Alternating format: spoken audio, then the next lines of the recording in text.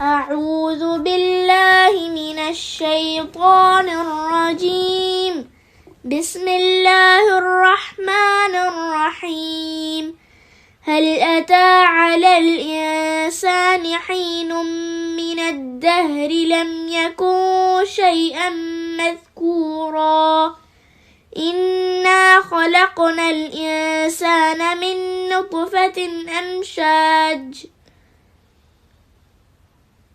أمشاج نبتليه فجعلناه سميعا بصيرا إنا هديناه السبيل إما شاكرا وإما كفورا إنا أعتدنا للكافرين سلاسل وأغلالا وسعيرا إن الأبرار يشربون من كأس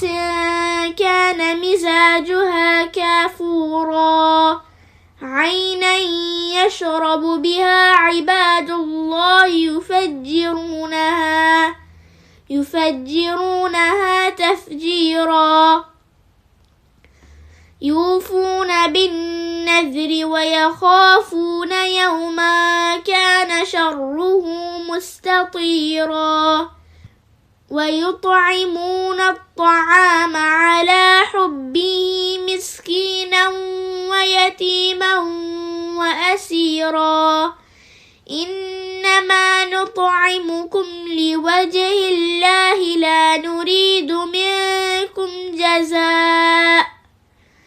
لا نريد منكم جزاء ولا شكورا إنا نخاف من ربنا يوما عبوسا قمطريرا فوقاهم الله شر ذلك اليوم ولقاهم نضرة وسرورا وجزاهم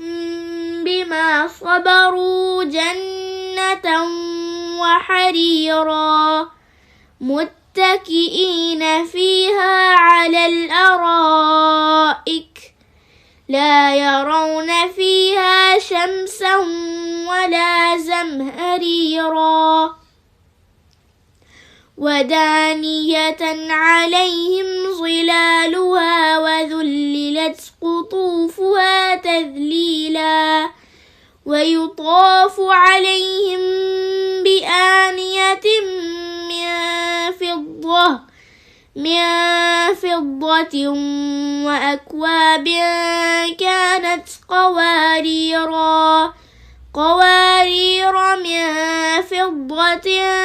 قدروها تقديرا ويسقون فيها كأسا كان مزاجها زنجبيلا عينا فيها تسمى سلسبيلا ويطوف عليهم ولدان مخلدون إذا رأيتهم حسبتهم لؤلؤا منثورا وإذا رأيت ثم رأيت نعيما وملكا كبيرا عاليهم ثياب سندس خضر واستبرق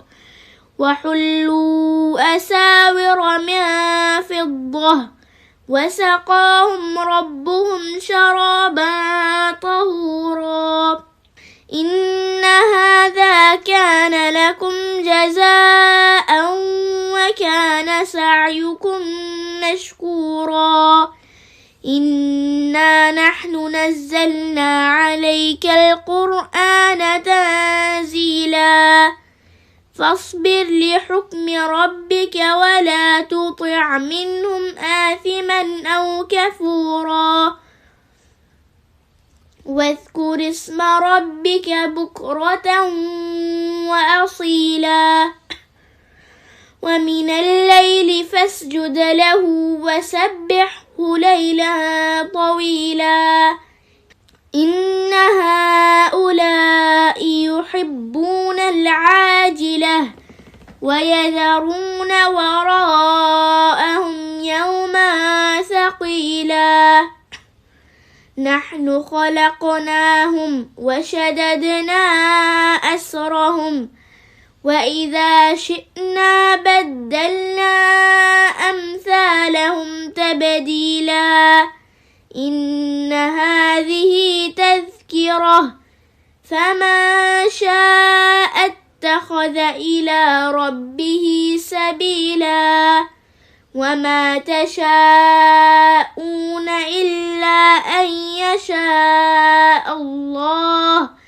إن الله كان عليما حكيما يدخل من يشاء في رحمته والظالمين أعد لهم عذابا أليما